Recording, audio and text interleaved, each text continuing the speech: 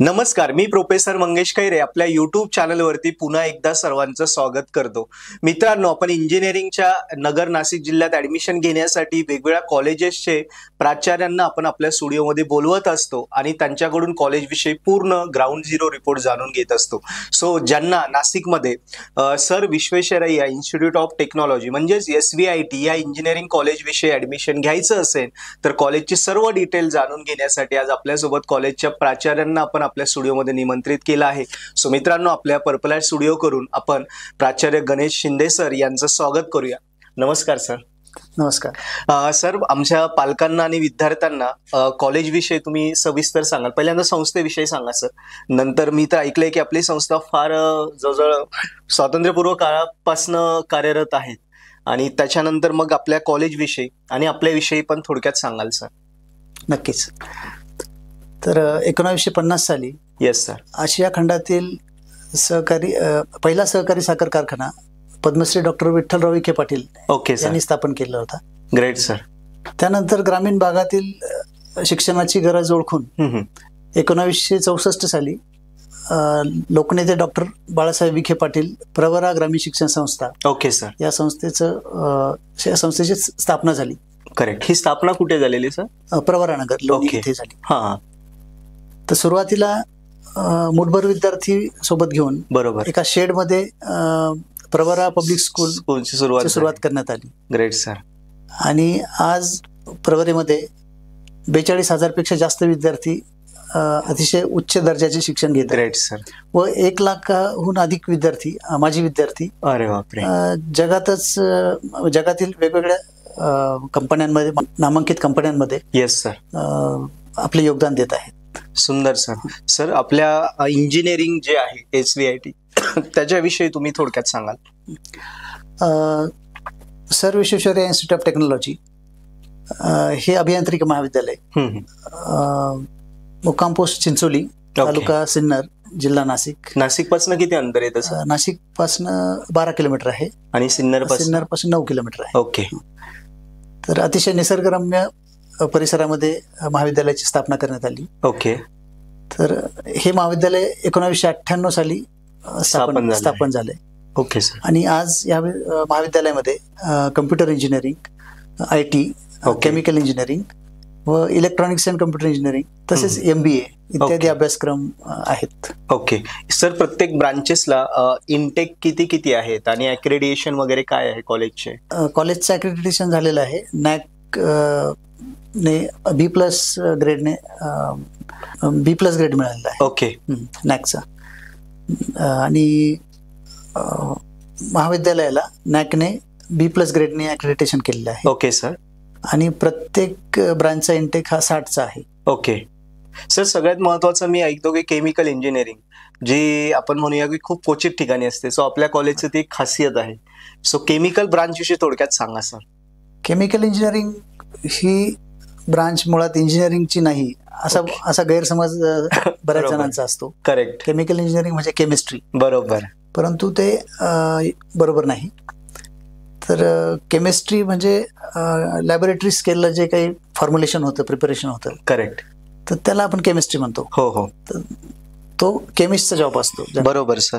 आणि chemical engineering मध्ये काय असतं की लॅब स्केल प्रोडक्ट जे आहे त्याला कमर्शियल स्केलवरती डेव्हलप करण्यासाठी जे लागतं, जी इंडस्ट्रियलायझेशन लागतं, तर त्यामध्ये तुमचं रिएक्टर डिझाईन येतं, बॉयलर डिझाईन येतं. ओके. पायपिंग अँड डिझाईन येतं. कंट्रोल सिस्टम इंजिनिअरिंगचीच ब्रांच आहे. ओके. आणि त्यामुळे फक्त केमिस्ट्री नसून बरोबर हे त्याच्यापेक्षा खूप काही जास्त आहे. ओव्हरऑल एक इंडस्ट्रीच आहे. आणि सकाळी उठल्यापासून संध्याकाळपर्यंत आपण केमिकल इंडस्ट्रीचे 90% प्रोडक्ट्स वापरतो. बरोबर सर. उदाहरणार्थ सर टूथपेस्ट, टूथब्रश, बरोबर, hair oil, cosmetics, correct, textile, correct, नंतर ऑटोमोबाईल, पेंट इंडस्ट्री, एवढी वास्ट ब्रांच आहे. Glass industry, correct, petroleum industry, food industry, pharmaceutical, fertilisers. Yes. तर केमिकल इंजिनिअरिंगसाठी स्कोप हा अनलिमिटेड आहे. बरोबर. कारण मी पुन्हा एकदा सर्व दर्शकांना सांगले, केमिकल ही आपल्या नगर नाशिक जिल्ह्यात 3च ठिकाणी आहे. त्याच्यामध्ये प्रवरेचे दोन्ही कॉलेज म्हणजे आपलं SVIT या कॉलेजमध्ये केमिकल ही एक स्पेशल ब्रांच आहे. तुम्ही तिथे जाऊनही चौकशी करू शकता. सर, ब्रांचेस विषयी कल्पना झाली, लोकेशन कळालं, ॲक्रेडिएशन झालं. आता सर सर्वात महत्वाचं की कॉलेजमध्ये काय काय फॅसिलिटीज अवेलेबल आहेत? आमचा कॅम्पस हा पूर्णतः निसर्गरम्य आहे, प्रदूषण रहित आहे. ओके. आणि एकूण 93 एकर जागेवरती वसलेला आहे. अरे बापरे, खूप मोठा कॅम्पस सर. त्यामुळे शिक्षणासाठी अतिशय पोषक असं वातावरण कॅम्पसमध्ये आहे. तर कॅम्पसमध्ये boys hostel, girls hostel okay आहेत. हॉस्टेलच्याच बिल्डिंगमध्ये मेस आहेत. करेक्ट. त्यानंतर कॅन्टीन फॅसिलिटी आहे. गुड. इंडोर आउटडोर गेमसाठी सुविधा आहेत. Yes sir. बसेसची सुविधा आहे. बसेसची सुविधा प्रॉपर. नाशिक आणि सिन्नर परिसरातून बसेस ची सुविधा आहे. Yes, great sir. सर, मुलांच्या सगळ्यात महत्वाचा पालकांच्या दृष्टीने एक प्रश्न येतो. समजा आता ज्यांना वाटतंय की आपण SVIT ला जाऊ शकतो, जायची इच्छा आहे, सो त्यांना सगळ्यांच्या मनात तोच एक आपुलकीचा प्रश्न की प्लेसमेंट. सो प्लेसमेंट विषयी सांगाल सर? यावेळी पास आउट बॅच आणि ओव्हरऑल प्लेसमेंट विषयी सर्वच पालकांना जाणून घेण्याची इच्छा आहे. प्लेसमेंट साठी आपल्याकडे स्वतंत्र प्लेसमेंट सेलची स्थापना करण्यात आली आहे. Yes sir. आणि त्यामध्ये फुल time placement officer plus corporate trainers, आपण वेगवेगळ्या कंपन्यांमधून कॉर्पोरेट ट्रेनर्स बोलवतो. Yes sir. तर जेणेकरून प्लेसमेंटसाठी विद्यार्थ्यांना तयार करणे हा मुख्य त्यामागचा उद्देश असतो. करेक्ट. आणि पहिल्या वर्षी ऍडमिशन घेतल्यापासून तर शेवटच्या वर्षापर्यंत म्हणजे 4ही वर्ष प्लेसमेंट ऍक्टिव्हिटीजचं शेड्यूल हे तयार केलेलं असतं. बरोबर सर. तर पहिल्या वर्षी सॉफ्ट स्किल ट्रेनिंग असतं. दुसऱ्या वर्षी सॉफ्ट स्किल बरोबर व्यक्तिमत्व विकास याच्यावरती भर दिला जातो. करेक्ट. आणि तिसऱ्या वर्षी टेक्निकल ट्रेनिंग. Yes sir. आणि चौथ्या वर्षी टेक्निकल प्लस एम्प्लॉयबिलिटी स्किल्स, ज्यामध्ये ऍप्टिट्यूडचं ट्रेनिंग असतं, मॉक इंटरव्ह्यूज असतात, ओके, ग्रुप डिस्कशन. या सगळ्या तयारी आपण करून या सगळ्या तयारी आपण प्लेसमेंटच्या पूर्व करून घेतो. ओके. त्यामुळे प्लेसमेंट अगदी सहजपणे होतात. Correct sir. या वर्षी जे अकॅडमिक इयर 2023-24 ला पास आउट किती विद्यार्थी झाले, किती जणांची प्लेसमेंट झाली? आता मागच्या वर्षी 219 विद्यार्थी एकूण पास आउट झाले. ओके. तर त्यापैकी 155 विद्यार्थी प्लेस झाले. Near about 72%. हो, 72% विद्यार्थी प्लेस झाले. ग्रेट. आणि सर एक ॲव्हरेज त्यांचे पॅकेजेस मिनिमम मॅक्सिमम किती आहे? मिनिमम पॅकेज त्यांचं 2.5 लाखापासून 2.5 लाख पर ॲनम ते 9-9.5 लाख पर ॲनम. अरे बापरे, ग्रेट सर. सर काही उदाहरणं सांगता येईल काही मुलांचे की ज्यांना हे 9 लाख वगैरे पॅकेज भेटलं? हा, तर 9 लाखचे पॅकेज कुठल्या ब्रांचचे होते? IT आणि कम्प्युटर ब्रांचचे होते विद्यार्थी. आणि मागच्या वर्षामध्ये कॅम्पसमध्ये Kiran academy, TCS, ring plus aqua, okay, JSW अशा अनेक कंपन्यांनी व्हिजिट केलं. ओके. आणि कॅम्पसमध्ये प्लेसमेंट ऍक्टिव्हिटीज कंडक्ट केली. म्हणजे प्लेसमेंटचं एकंदरीत ओव्हरऑल आपण बघितलं 72% गुड रेशो. येस, त्या ग्रामीण भागाच्या हिशोबाने आपण जर कन्सिडर केलं तर. तसेच उच्च शिक्षणासाठी व उद्योजकतेसाठी सुद्धा आमच्याकडे विद्यार्थ्यांना प्रोत्साहित केलं. Okay sir. हे स्टार्टअप इन्क्युबेशन वगैरे सेल ते आहेत का आपल्याकडे? हो, आमच्याकडे स्वतंत्र incubation, startup and incubation cell आहे. तर त्यामध्ये सध्या 2 स्टार्टअप स्किल इंडियाच्या अंतर्गत रजिस्टर केलेले आहेत. अरे वा, ग्रेट सर. हो, सुंदर. सर मुलांच्या अकॅडमिक आपण प्लेसमेंट बघितले आता, पण अकॅडमिक व्यतिरिक्त ओव्हरऑल डेव्हलपमेंटसाठी पण कॉलेज थ्रू काय काय ऍक्टिव्हिटीज केल्या जातात? तर अकॅडमिक हा एक भाग झाला आणि विद्यार्थ्याचा सर्वांगीण विकास बरोबर हा दुसरा भाग झाला. तर आम्ही विद्यार्थ्याच्या ऑलराऊंड डेव्हलपमेंट वरती फोकस करतो. येस. मग कशा प्रकारे ते ऍक्टिव्हिटीज? तर त्यामध्ये एक्स्ट्रा करिक्युलर ऍक्टिव्हिटीज कॅम्पसमध्ये कंडक्ट केल्या जातात. त्यामध्ये विविध क्षेत्रातील तज्ज्ञांना बोलून ओके सेमिनार, वर्कशॉप, कॉन्फरन्सेस याद्वारे विद्यार्थ्यांना मार्गदर्शन केलं जातं. Okay sir. त्यानंतर सामाजिक बांधिलकी रुजवण्यासाठी काही उपक्रम म्हणजे सामाजिक उपक्रम राबवले जातात. उदाहरणार्थ सर, ज्यामध्ये NSS अंतर्गत परिसरातील गावांमध्ये शिबिरं घेतली जातात. अरे वा. मग त्यामध्ये आरोग्यविषयक जनजागृती, शिक्षणाविषयक जनजागृती, स्वच्छतेविषयी जनजागृती, यामध्ये मुलांचा इंटरफेअर काय असतो? हो, मुलांचं इंटरफेरन्स म्हणजे मुलांचंच कॉन्ट्रीब्युशन त्यामध्ये असतं. ओके. आणि त्यामुळे समाजाचे आपल्याला काहीतरी देणं लागतंय, हो, ही भावना विद्यार्थ्यांमध्ये रुजते. Correct sir. तर ते प्रत्येक घरोघरी जाऊन सर्वे करतात. Okay sir. आणि स्टॅटिस्टिक्स प्रत्येक गावाचं तयार करतात. हो हो. आणि काही प्रपोजल्स जे आहेत ते गव्हर्नमेंटला सुद्धा सबमिट केलेले आहेत. Great sir. म्हणजे ओव्हरऑल मुलाची अभ्यासासोबत इतरही डेव्हलपमेंट ह्या वेगवेगळ्या ऍक्टिव्हिटीज थ्रू होतेच. Yes sir. सुंदर सर, आम्हाला खरंच आनंद वाटला. आता आम्ही हे ऐकलंय की सर आपल्या संस्थेला, आपल्या कॉलेजला वेगवेगळ्या प्रकारचे बक्षीसही भेटलेले आहेत, मानांकन भेटलेले आहे. सो त्याविषयी तुम्ही सांगाल? तर नॅकचं B+ ग्रेड आहे. Yes sir. त्यानंतर वेगवेगळ्या फंडिंग एजन्सीज कडून रिसर्च ग्रँट्स मिळालेले आहेत. ओके. तसेच AICTE अंतर्गत मॉडरॉपच्या अंडर, क्वालिटी इम्प्रुव्हमेंट प्रोग्रामच्या अंडर येस सर वेगवेगळ्या ग्रँट्स मिळालेले आहेत. येस. प्रवरा संस्थेचा सर आदर्श शिक्षण संस्था अवॉर्ड, त्याविषयी सांगाल? हो, महाराष्ट्र सरकारने प्रवरा ग्रामीण शिक्षण संस्थेला आदर्श शिक्षण संस्था म्हणून पुरस्कृत केलेला आहे. सुंदर सर. Yes sir. मुलांचे काही अचिव्हमेंट्स वगैरे जसे हॅकेथॉन्स वगैरे याविषयी पण तुम्ही सांगाल? स्मार्ट इंडिया हॅकेथॉन जे आहे त्यामध्ये आमच्या महाविद्यालयाचे 27 ग्रुप तिथे शॉर्टलिस्ट झाले होते. ग्रेट. आणि विद्यार्थ्यांनी त्यांचा अनुभव एक वेगळाच होता. त्यामुळे बाकी विद्यार्थ्यांनाही प्रोत्साहन मिळालं. आणि जास्तीत जास्त विद्यार्थी रिसर्च मध्ये येण्यास उत्सुक आहेत. Correct sir. सर शिक्षकांचे क्वालिफिकेशन, कारण शिक्षक हा, कॉलेज म्हटलं की शिक्षक हा मेन आधारस्तंभ आहे. सो शिक्षक तुम्ही कुठल्या, आपण म्हणतो की कुठल्या मूल्यांवर बघून त्यांची हायरिंग करतात की जेणेकरून ते इतर टीचर्स मुलांना बेस्ट ऑफ बेस्ट द्यावेत? आता शिक्षक, त्यांचं रिक्रुटमेंटची प्रोसेस आमच्याकडे थोडी वेगळी आहे. आमच्याकडे इंटरव्ह्यूच्या आधी एक सायकोमेट्रिक टेस्ट घेतली जाते. अच्छा. कारण प्रवरेचं मुख्य उद्दिष्ट जे आहे ते विद्यार्थी केंद्रित शिक्षण बरोबर हे असल्यामुळे खरंच तो शिक्षक विद्यार्थ्यांसाठी पात्र आहे की नाही. बरोबर सर. त्याची मानसिकता कशी आहे. करेक्ट. हे तपासण्यासाठी सायकोमेट्रिक टेस्ट घेतली जाते. अच्छा. त्यानंतर त्याची प्रोफिशियन्सी, लँग्वेज प्रोफिशियन्सी टेस्ट पण असते. ओके. आणि त्यानंतर इंटरव्ह्यू असतो. तर त्यामध्ये त्याचा दृष्टिकोन सगळ्यात म्हणजे प्राधान्यक्रमाने त्याचा ॲटिट्यूड बघितला जातो. बरोबर. आणि त्यानंतर त्याला क्वालिफिकेशन सगळ्या गोष्टी. हो. नाही, सुंदर सर. कारण हा कन्सेप्ट आपल्याकडेच आहे, बाकी कॉलेजेसमध्ये असं नाही. मी आता एवढे इंटरव्ह्यू केले, मला कल्पना आहेच. सो त्याच्यामुळे ते मुलांच्या डेव्हलपमेंटला किती फायदा होईल हे मी चांगल्या प्रकारे जाणू शकतो सर. सर मी हे ऐकलेलं की ॲल्युमिनी स्टुडंटचा आणि या आपल्या रेग्युलर स्टुडंटचा तुम्ही चांगल्या प्रकारे टच करून देतात. बरोबर. आणि त्याच्या दृष्टीने त्यांच्या प्लेसमेंटला वगैरे फायदा होतो. सो त्याविषयी तुम्ही पालकांना सांगाल? आमच्याकडे म्हणजे संस्था स्तरावरती ॲल्युमिनी असोसिएशन जे आहे तर त्याचं सेपरेट पोर्टल एक डेव्हलप केलेलं आहे. ओके.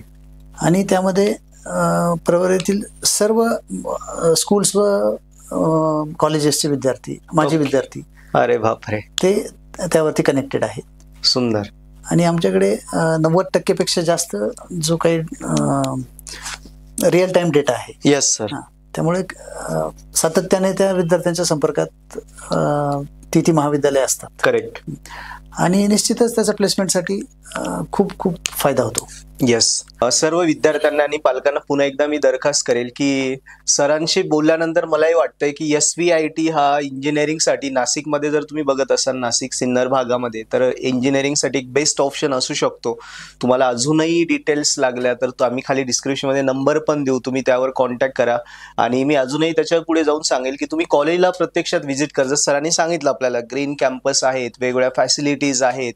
सो या सगळ्या गोष्टी तुम्ही तिथे जाऊन चेक करा. एकदा तुम्हाला तिथे जाऊन वाटलं यार खरंच बेस्ट आहे, तर आपण तोही ऑप्शन्स त्यासाठी घेऊ शकतो. Correct sir? Yes sir. सुंदर तुम्ही कॉलेजविषयी सगळी माहिती दिली. मलाही खात्री की आता पालक वगैरे नक्कीच विचार करतील. पण काही प्रश्न सर पालकांच्या मनातले अजून काही वेगळे आहेत, ते मला ॲज अ एक्सपर्ट, तुम्ही या क्षेत्रात आहात म्हणून विचारायचे आहे, जर तुमच्याकडचं काही हरकत नसेल. सर पहिला प्रश्न असा की आता भरपूर पालक मगाशी तुम्ही बघितले की त्यांच्या मनात हा संभ्रम आहे की ऍडमिशन घेताना नेमकी कॉलेज बघून घ्यावं की ब्रांच बघून, कॉलेज की ब्रांच, याच्यात ते कन्फ्युजन आहे. सो याच्याविषयी ऍज अ एक्सपर्ट म्हणून सर तुम्ही काय सांगणार? आजची परिस्थिती अशी आहे की आजचा विद्यार्थी तसंच पालक गोंधळलेल्या अवस्थेत आहे. बरोबर. आणि नक्की कुठे जावं करेक्ट हे त्यांना सुचत नाही. Yes sir. त्यामुळे मग माझ्या मित्राने IT ला ऍडमिशन घेतलं, Yes. माझ्या मित्राने कम्प्युटरला घेतलं, करेक्ट. मेकॅनिकलला घेतलं, केमिकलला, म्हणून मी तिकडे घेणार. बरोबर. परंतु माझी आवड काय आहे, येस सर. मला संधी कुठल्या क्षेत्रात आहे, येस. माझ्यामध्ये स्किल्स कुठले आहे, 100%. तर या सर्व गोष्टींचा विचार करून आणि त्यानुसार निर्णय घेणं आवश्यक आहे असं मला वाटतं. तर यामध्ये फक्त ब्रांच किंवा फक्त कॉलेज याकडे न बघता, बरोबर, एक आपल्यासाठी सुटेबल असं प्लॅटफॉर्म तिथे उपलब्ध आहे का. Correct sir. उदाहरणार्थ सर, म्हणजे काही कॉलेजमध्ये कसं आहे की फक्त इन्फ्रास्ट्रक्चर आहे, बरोबर, परंतु खरोखर तिथे त्या लेवलचे शिक्षक आहे का, हो, ही खरी गोष्ट, त्या दर्जाचं शिक्षण दिलं जातं का, याकडे सुद्धा लक्ष देणं तितकंच महत्वाचं आहे. या उलट काही ठिकाणी असं आहे की इन्फ्रास्ट्रक्चर तितकंसं नाहीये, काय म्हणता येईल त्याला, तेवढं स्ट्रॉंग लेवलचं नाही. बरोबर, परंतु गुणवत्तेच्या बाबतीत बेस्ट आहे. Correct sir. त्यामुळे शिक्षणाचं मुख्य उद्दिष्ट जे आहे, येस, ते जाणून घेऊन त्यानंतर आपण सिलेक्शन करणं गरजेचं आहे असं मला वाटतं. 100%. इंजिनिअरिंग मध्ये कुठलीही ब्रांच कमी किंवा कुठली जास्त सर, सध्या जो ट्रेंड आहे IT पाहिजे, कॉम्प्युटरच पाहिजे, त्याविषयी पण तुम्ही थोडं पालकांना मार्गदर्शन करा. एक साधी गोष्ट आहे की माझ्या मतानुसार जे इंजिनिअरिंगच्या सर्व ब्रांचेस या इक्वली इम्पॉर्टंट आहे. बरोबर. कारण फक्त कम्प्युटर आणि फक्त IT किंवा फक्त मेकॅनिकल वरती जग चालणार नाही. बरोबर. तर एक साधं उदाहरण द्यायचं झालं तर तुमचा मोबाईल जर असेल, करेक्ट, मोबाईल फोन, तर त्यामध्ये हार्डवेअर आहे, येस, त्याला इलेक्ट्रॉनिक्स पण आलंच, त्यामध्ये सॉफ्टवेअर्स पण आहेत. Yes sir. त्याचे मटेरियल जे आहे, मटेरियल ऑफ कन्स्ट्रक्शन, त्याचं फायबर असेल, ग्लास असेल, 100%. तिथे सुद्धा मेकॅनिकल आलं, केमिकल आलं, येस, त्यामध्ये बॅटरी आहे, इलेक्ट्रिकल पण आलं. त्यामुळे हे सर्व त्याचं ब्लेंड आहे. करेक्ट. तर टेक्नॉलॉजी ही एका पर्टिक्युलर ब्रांच वरती अवलंबून नसते. तर हे मुख्यतः विद्यार्थ्यांनी व पालकांनी समजून घेतलं पाहिजे. करेक्ट. आणि ज्याच्याकडे गुणवत्ता आहे त्याला कुठेही प्रॉब्लेम येत नाही. हे सगळ्यात हा माझा 24 वर्षांचा अनुभव आहे. बरोबर, 100% सर. खूप महत्वाची गोष्ट, दोन्ही क्वेश्चन सर तुम्ही कव्हर केले. आणि मुख्यतः ज्या पालकांना की कॉम्प्युटरच पाहिजे, ITच पाहिजे सध्या ट्रेंड, सो हेच एक चांगलं आन्सर असेल. सर, आता एवढा तुमचा 25-24 वर्षांचा पूर्ण हा शैक्षणिक क्षेत्रातला अनुभव आहे, सो त्या अधिकारवाणीने सर एक जनरल क्वेश्चन आम्हाला विचारायचं आहे की आजकाल जे विद्यार्थी इंजिनिअरिंगला येऊ पाहत आहे, सो त्यांना तुम्ही काय सल्ला द्याल सर? इंजिनिअरिंगला येऊ पाहणाऱ्या विद्यार्थ्यांसाठी माझं एकच म्हणणं असेल की तुमची ब्रांच कुठलीही असू द्या, विशेष फरक पडत नाही. आणि फक्त पॅकेजेसच्या मागे न धावता किंवा फक्त पदांच्या मागे न धावता एक चांगलं समाज उपयोगी माणूस म्हणून जर आपल्याला जगता आलं, तर मला वाटतं हेच आपल्या आयुष्याचं सार्थक आहे असं मला वाटतं. येस. सो खरंच मनापासून धन्यवाद सर. तुम्ही कॉलेज विषयी पण सगळ्या आयडिया क्लिअर केल्या आणि ज्या ओव्हरऑल जे आता ऍडमिशनच्या संदर्भात मुलांचे पालकांचे डाऊट्स होते, सर्वच मनापासून तुमच्या एकंदरीत अनुभवाने तुम्ही मनापासून सगळ्या गोष्टी क्लिअर केल्यात. सो मी पुन्हा एकदा सर्वांना विनंती करेन किंवा माझं मत मांडेल की SVIT पुन्हा एकदा एक बेस्ट ऑप्शन आपल्या इंजिनिअरिंगसाठी असू शकतो. डिस्क्रिप्शन मध्ये नंबर आहे, तुम्ही कॉन्टॅक्ट करा, तिथे सरांशी बोला. त्याच्यानंतर तुम्ही हवं तर कॉलेजला पर्सनली जा, व्हिजिट करा. तिथे गेल्यानंतर प्रत्यक्षात परिस्थिती बघा, तिथल्या मुलांशी डिस्कस करा, फॅकल्टीशी डिस्कस करा. तुम्हाला जर वाटलं यार सरांनी जे सांगितलं त्या सगळ्या गोष्टी इथे प्रॉपर आहे, तर तुम्ही नक्की इंजिनिअरिंगसाठी SVIT पण हा बेस्ट ऑप्शन ठेवू शकता. सो आणि सर पुन्हा एकदा तुम्ही स्टुडिओमध्ये आले, खरंच मनापासून धन्यवाद सर. थँक्यू.